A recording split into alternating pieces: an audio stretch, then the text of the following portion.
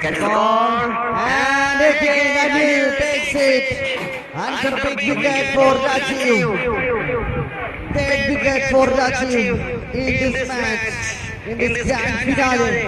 A very good fielding effort made by Anil. ഈ കളിയിൽ ഇതുവരെ ഏറ്റവും മികച്ച ഇമ്പാക്ട് സൃഷ്ടിച്ചത് അത് മറ്റാരുമല്ല, ഫീൽഡിംഗിൽ മികവുകൊണ്ട് Anil Kumar, substitute fielder, the team of Anigha 11.